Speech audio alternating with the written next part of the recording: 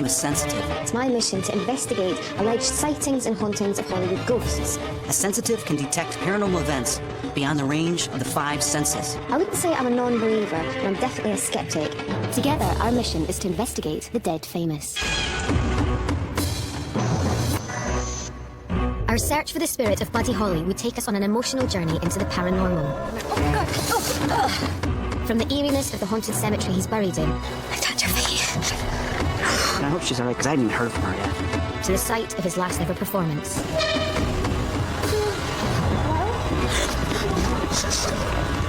Before ending in the cornfield where he met his untimely end. Okay, most of them were screaming, definitely. Would we find Buddy's ghost amongst the desolation of America's Midwest? I wasn't to know what lay ahead. No, they don't want me getting running up for dead ghosts. Perfect atmosphere for the dead.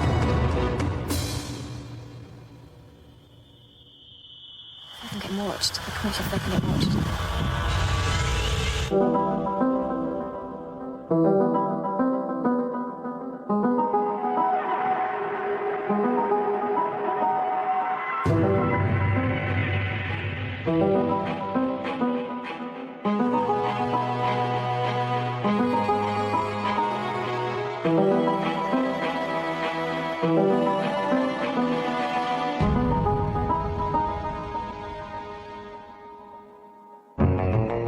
Buddy Holly changed the world of music forever.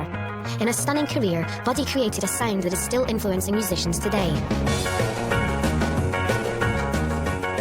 Yet his music career was cut tragically short by a plane crash when he was just 22. From That'll Be the Day to Peggy Sue, Every Day, True Love Ways, and Heartbeat, the music of Buddy Holly has achieved immortality. Behind us, on this bare plot of land, is where Buddy Holly was born. His house has since been knocked down, and all that remains here is the memory of where the legend began. Our search for the spirit of Buddy Holly would take us to all the places that were important to him. From here in Lubbock, where he grew up, to the Surf Ballroom in Clear Lake, Iowa, where he had his last exhilarating concert, and the desolate cornfield, where the plane crashed and his body lay undiscovered for hours in the snow. Will the spirit of Buddy Holly be tempted back to give us one last performance? Lubbock, Texas was not particularly famous until Charles Hardin Holly, known to everyone as Buddy, blew away the cobwebs with a sound that is still reverberating around the world today. Being the older brother of Buddy was like being I don't know, trying to be a role model, but actually trying to live up to him too. It was quite amazing to have a younger brother so much outshine all of us. I was a little bit flabbergasted that the little kid that used to be such a pest was now somebody to look up to. Born and buried here at the tragically young age of 22, these are the streets where Buddy spent his formative years, among the people who inspired him and his music.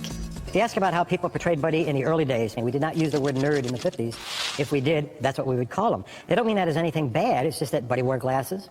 In high school and all, he was in no clubs, he was in no sports, he didn't participate in things like that. The only thing you would see Buddy on around town publicly would be when he's performing somewhere.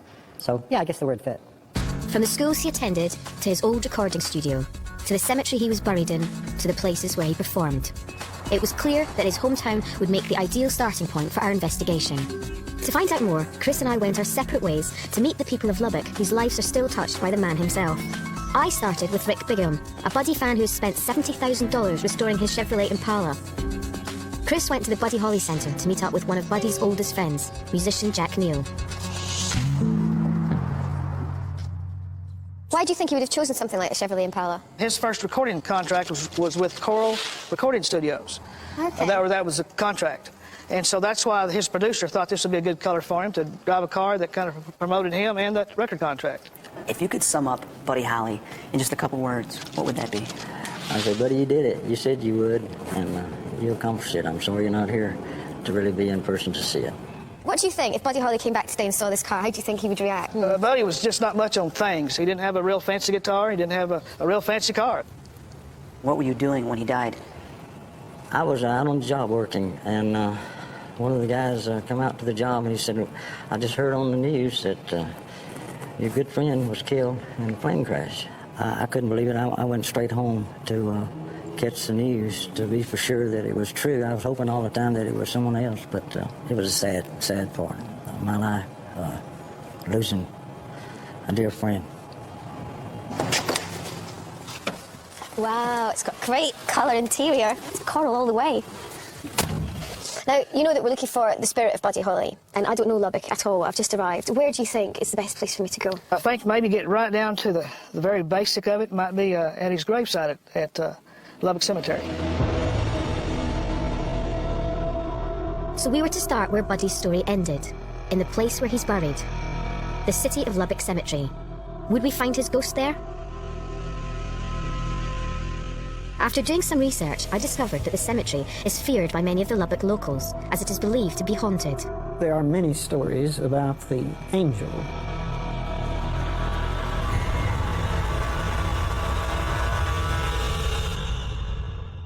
One of the most interesting to me is that if a genuinely sincere Buddy Holly fan comes out with to the cemetery and has the properly respectful attitude, the angel will flap its wings. I felt it was worth Chris and I paying a visit.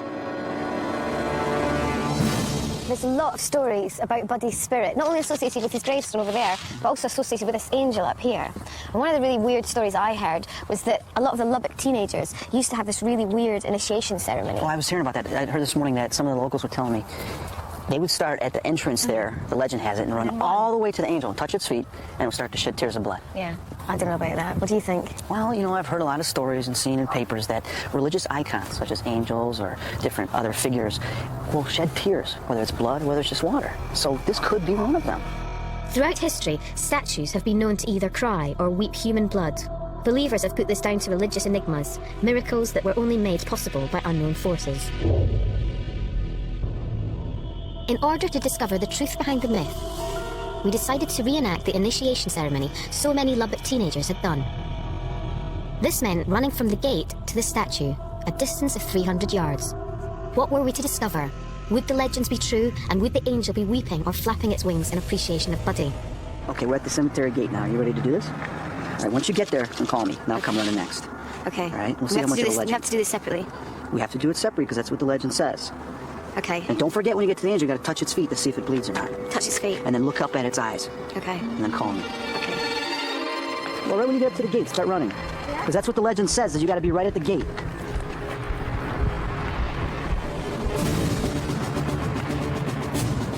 Should be all right, don't you think? The worst thing is, not wondering that the angel's going to be crying blood. The fact I'm in a deserted cemetery at midnight.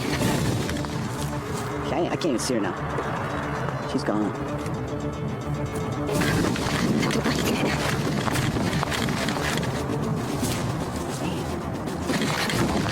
I don't understand why I wasn't covered. I hope she's all right, because I haven't even heard from her yet. I mean, it's not bad for her.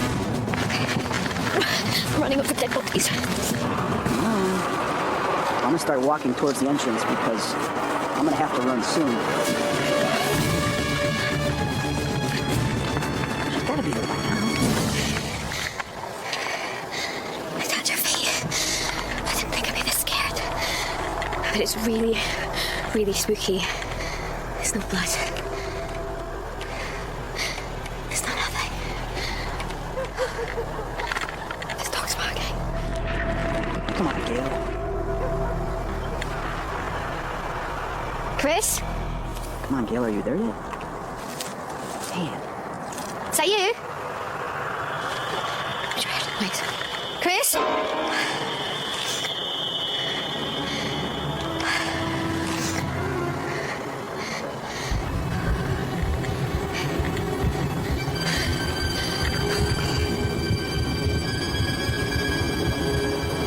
Whoa.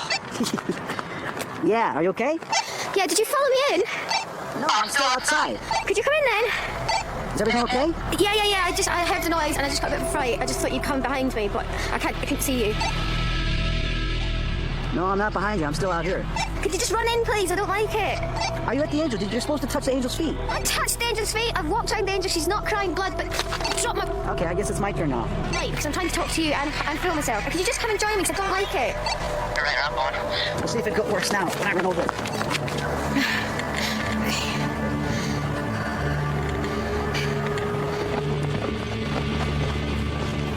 Hey. Are you okay? Yeah, I'm fine, but you said, call me if you get scared, so what do? I thought I heard a noise. I call you and you asked me bloody 101 questions. How are you? What are you doing? What did you have for your lunch? Just come next time when I ask you to come, okay? Oh, you got endorphins running through you. Yes, thank you.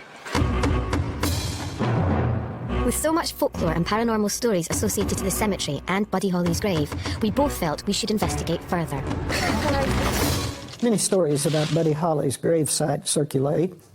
Kids go out there to pay tribute to a folk hero, and some of them say that they see ghostly figures. They were sure that they had seen the youthful Buddy Holly.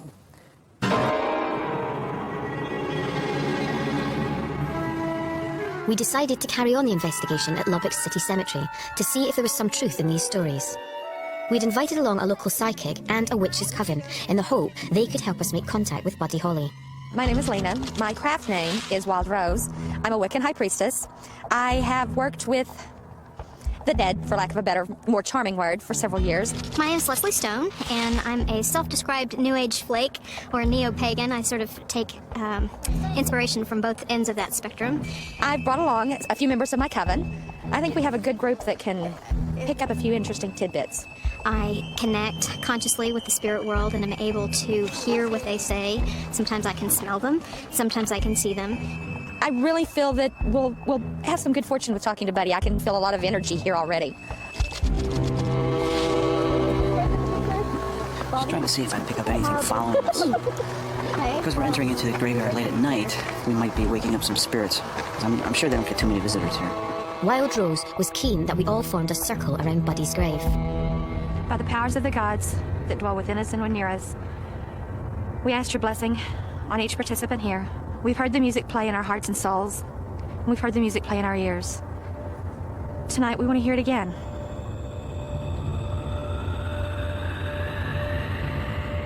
We want to feel Buddy Holly's presence and the presence of those others that are here in this place. We invite you to commune with us. Through touching Buddy's grave, the witches hoped to pick up some of his energy and bring him forward. It appeared that someone, or something, did want to come into contact with us. Definitely one of you are quite comical too. No, my hands are right here.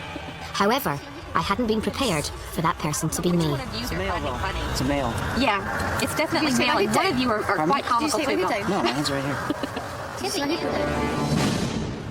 I definitely felt like something. I honestly thought you pulled my hood down. No, I didn't. They're scaring me a bit by going on about my hair and stuff. Do you smell that? Well, like cigarette or chewing tobacco. Do you smell that? Yeah, it is. Let's just smoke it again. Now it's gone. I walked right into it. It's chewing tobacco.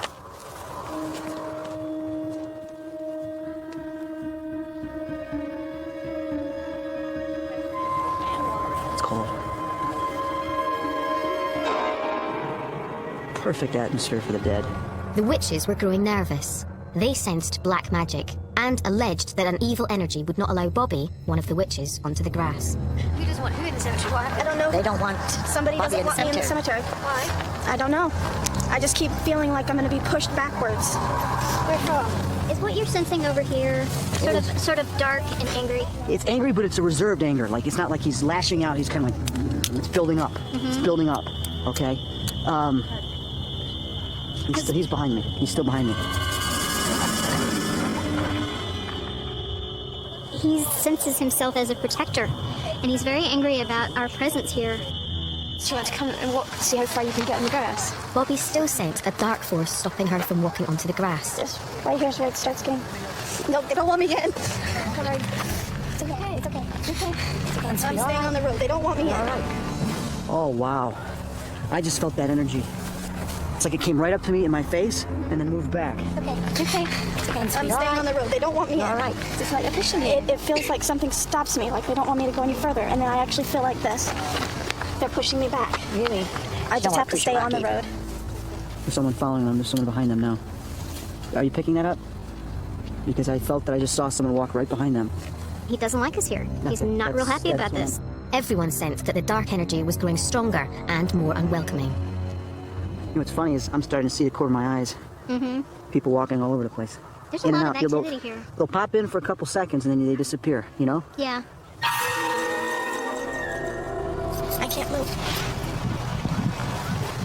Bobby wanted to leave the cemetery. However, she was now having difficulty walking anywhere. No. Oh, God. Oh. You okay? Yeah. I didn't expect It was clear she was unwelcome. The only way back was to retrace her steps. We'll walk around and we'll join you on the other side. Yeah, we will. Okay. This malevolent presence was obviously not Buddy. I went to find Chris. Okay, I did feel like a load and loads of pressure on Bobby. That's really strange. And they're all talking about all this spirit. Oh my God. Oh, no, it's someone running. It's someone running. Don't do that! Hello? Well, she was Gil. calling. You just gave me the fight of my life because I saw you running and I just saw this dark shadow running and I thought it was a ghost. I'm sorry, no, I tell you what, there's a lot of stuff around here. I'm getting a little freaked out too. Where is everybody? They're dispersed all over the place, so watch out. It had been a strange night, and I'd been concerned for Bobby's welfare. Bobby's been having real problems. She can't even go onto the grass, and I'm a bit worried about her. And I think that we should move on. She's still over there. Yeah, she's over well, there. let's go. And, Get out of here. but we definitely haven't found Buddy's spirit. I don't think. A lot of other ghosts, but not Yeah, Buddy. definitely. The following morning, Chris and I met in what used to be one of Buddy Holly's favourite places to eat. To find out where we should go from here. There's only one place we can go to, and that's Iowa.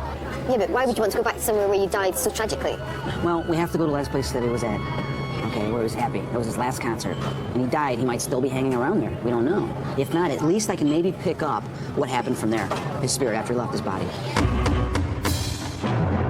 So we set off on our long journey to Iowa. If he came back today, I think he would be amazed at what's going on here. He never did think that he would achieve this kind of fame. I don't know that he even wanted the fame. He just wanted to play and sing and create music, and I think that's what he would start into doing again as soon as he was able to.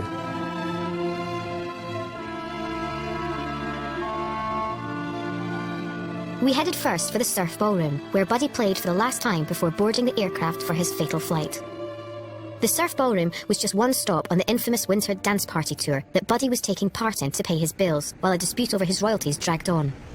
Preserved today like a time warp from the 50s, it is a venue revered by Buddy fans around the world. About the night at the Surf Ballroom, which was the last time, of course, Buddy gave his performance, he didn't like to be on that tour. It was a winter tour. It was 30, 35 degrees below zero every night on the buses when they're traveling in between. He really didn't like to be there, but he needed money at the time, as the story goes, and that's why he was on that tour. I'll say this much from everybody I've talked to that saw him on the Winter Dance Party Tour said, but he gave 100%. What would we find here? And could it be Buddy? This is where Buddy Holly, Richie Valens, and the Big Bopper played their last ever gig before they boarded that fateful flight. You know, it's weird when you think about it. You got three musical legends. They get on a light aircraft that goes to the next venue, and then they die some grisly death in a godforsaken cornfield. I know, and the worst thing is, they left here, and so many of their fans were actually leaving this venue, and they had no idea that their idols were lying dead in a field. I know, you know they were in the air for 5 minutes before their plane crashed? I know. One of those fans who packed into this ballroom for Buddy's final concert was Karen Leon, who was then only 18. This is the seat I sat in during Buddy Holly back in February 3rd, 1959. The concert itself was just fantastic. Every one of them just played to their heart's content. I heard the plane crash on the radio the next day, and I had just gotten home from work and just couldn't believe it. You know, it just wouldn't be the same because most of the music you hear was Buddy Holly. I don't know, I still get kind of a lump in my throat. The Surf Ballroom has hardly changed since that fateful night. The original telephone where Buddy made his last call to his wife Maria is still intact, as is the green room where Richie Valens tossed a coin and won the last available seat on the plane to their next concert.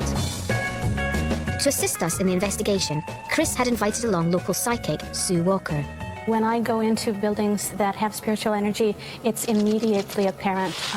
There is an emotional sense, a physical change sensation, a tingling. I'm hoping that by going into the Surf Ballroom and going where Buddy Holly went, that we'll be able to pick up a residue from February 2nd, 1959. Darkness fell on Clear Lake and the Surf Ballroom, and the investigation began. Would Buddy come through for us? Buddy Holly, if you would like to come tonight and visit, we'd like to talk to you. Well, this whole area is potent. I mean, I just walked here and I've already got the hair standing up on the back of my arms. Really? Oh, yeah. Wow. I keep wanting to grab the mic and go stand on stage and sing. That's part of what's going on here. But I don't know who it is that's asking to sing. Sue? Yes. With me being a skeptic, Yes. is there anything that I'm going to be able to see or hear or... Everybody perceives paranormal energy a little differently. Some people see it, some people hear it, some people feel it, some people sense a change of emotion or a change of electrical energy or a change of heat and cold, like when you were in the green room. what was that Yes. Come on up. I'm not sure yet. We all definitely heard a whistling noise. Heat and cold, like when you were in the green room. what was that Yes. noise? What was that noise? Hello. Come on up. Are there any spirits here that want to communicate with us? Anybody who's here, who's been a past performer in the surf ballroom, who's observing this, do us a favor and say something or sing something for us so that we can pick it up as an EVP. Would you do that, please? I'm getting all goose pimply now. Are there any spirits here that want to communicate with us?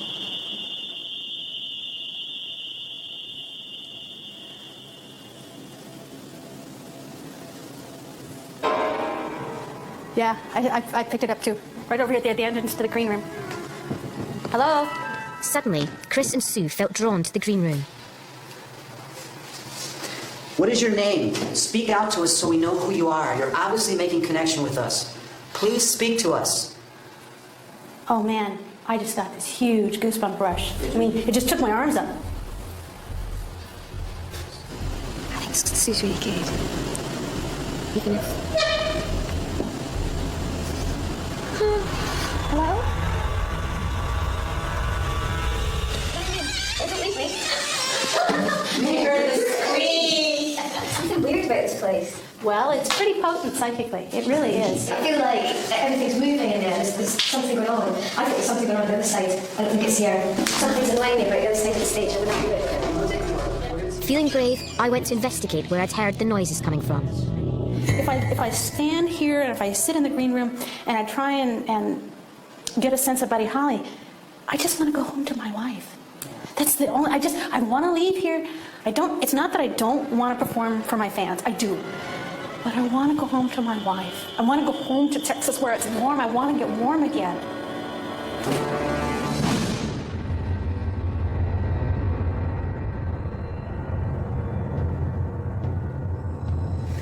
It's such a strange building because even though there's no one here, you get a distinct feeling of people sitting here and watching people performing, but not modern day. I don't get a feeling of like a concert that I would go to. I get this real kind of Shining type feeling, you know, everyone all dressed up, and I'm really getting scared now. What's that over there?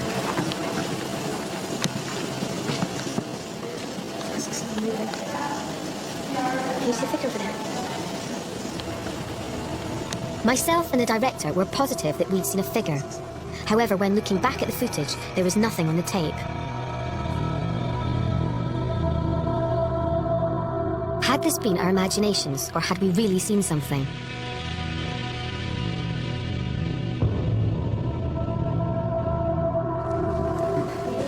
I'm sure there's some figure out there. No. Like a shadow. I promise you. Wait, you? It wasn't Really? I don't know, over that way. Where? Sure. About there. Hello? It might just be a shadow. It might just be scary. Well, and it's possible. Wow. No, just freak you What's that? Don't laugh like a crazy person. What are you doing? What is it? Yeah, no, stand here. Okay, all right, here's what you do. All right, the best way to describe this is stand here and feel, all right, this is more of a normal energy. Okay. Now, just go forward step by step until something different hits you. Okay, it's freezing cold right there. That's right. Okay. Look, there's no vent. That's right.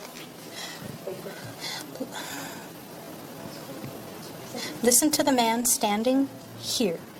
That's where I saw a shadow.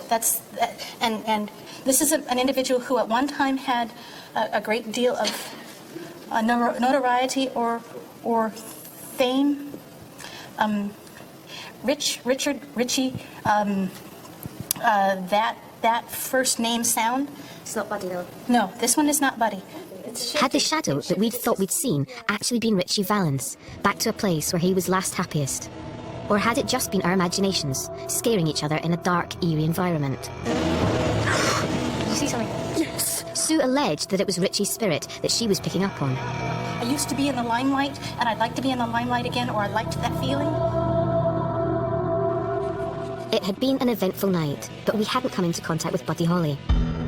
The final stage in our investigation was to visit the cornfield where Buddy met his tragic end on that snowy night in February 1959. Looking like any other cornfield in this area of Midwest America, the spot is famous around the world as the place where the plane carrying Buddy Holly, Richie Valens, and the Big Bopper crashed. The plane smashed into the ground at terrifying speed, breaking into pieces and scattering the bodies of the three musicians unceremoniously onto the field.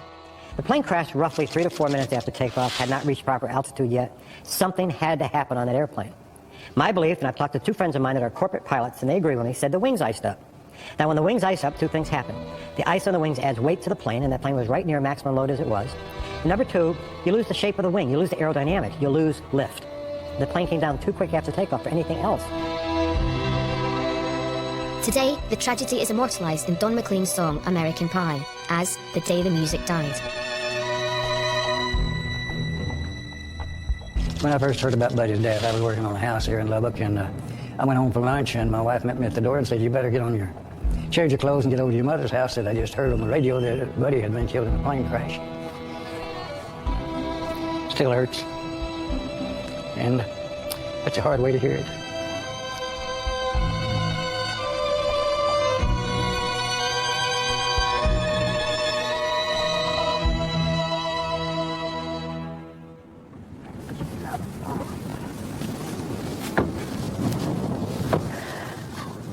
A little cold, isn't it? A little bit, yeah. Oh, it's so weird to think that that unassuming field was the scene of a tragic accident. So if we did come across Buddy Holly, how would his spirit appear to us? Well, it depends on 2 things. One is what stage of development he is as a spirit or ghost. The second would be is what type of frame of mind would we want to see him as? And also for him, would it be as that's the last thing he remembers and he doesn't realize he's dead, so therefore he's going to look all mangled? Or Does that happen? It's happened before where some people have seen ghosts and they look bloody or they're still cut up. It's very rare, but that's because the spirit has not let go, and they tend to form and manifest in that kind of form. Right. To find out about any paranormal activity occurring on the site, I'd arranged to meet the farmer who owns the land, Jeff Nicholas. Could you give me more details about what this place was actually like on the night that Buddy Holly died? The field is almost identical to the night that the guys played at the surf and then met their fate here in the farm field. The fence line, the fence posts, and everything is just exactly as it was in 1959. The time that you've spent on this field, have you ever felt like Buddy Holly's presence at all? I spend a lot of time in this field, and both during the day and we harvest and work the ground lots of times at night. And there are times when you're out here and you really feel the significance and understand and feel that Buddy's here. Jeff drove us down to the exact spot where the plane crashed. Would we find any evidence of Buddy's ghost here? Well, here we are at the crash site, and of course this is the place that the music died. If you guys will look over in this direction, you can't see it, but at night you can actually see the directional beacons from the Mason City Airport where they took off. And the plane actually contacted the ground about 500 feet in this direction, skidded along the ground right up into this area, and then hit the fence line. And actually then the tail went up into the air. They weren't found until the following morning, and Buddy Holly was found outside the fuselage Just over here. Yep. Goodness. How'd you feel now? I feel okay. I'm just kind of listening to his story, trying to tap into it and see if there's any energy here or anything that I can kind of dissect mentally and figure out what it is.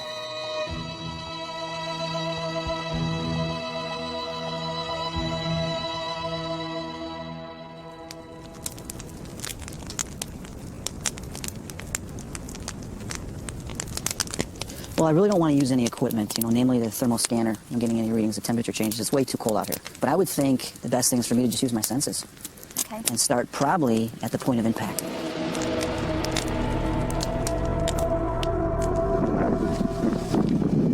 think I'll go up to the bit where he actually died. This is crystal to the bit where the plane came down. The last time I was in a field, looking for ghosts or trying to find something, was James Dean. We went to an old abandoned airfield. This feels much stranger. right here, I'm sensing some sadness, which it's right over here. Right here. Which this means to me, okay, what the sadness is, the emotion, is that something traumatic happened.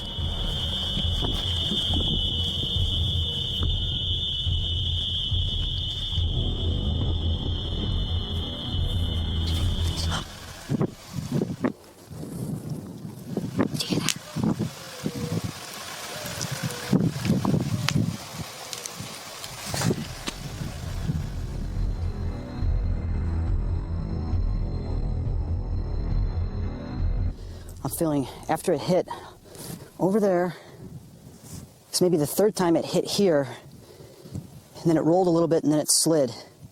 What it's telling me right here is that one of the occupants of the plane died right here, which means was still alive from the impact. Spirit had not left its body yet until it was in this exact location.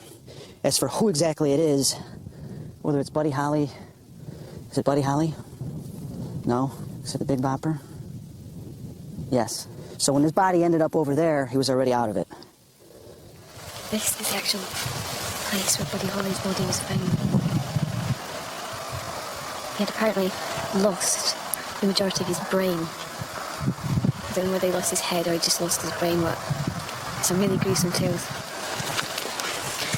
And the irony was that he took the bus everywhere on this tour. I don't like that noise. He took the bus everywhere on this tour, and for once,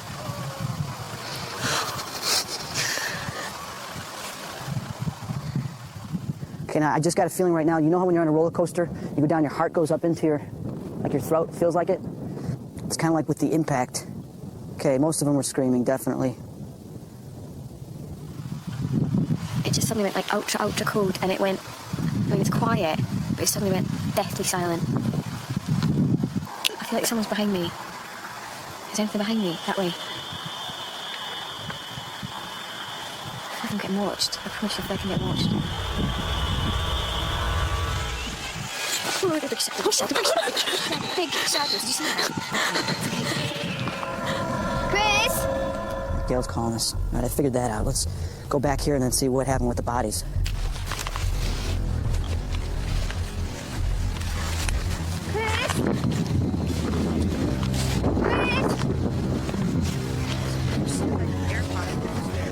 Hi. It's not right over there. It feels really eerie.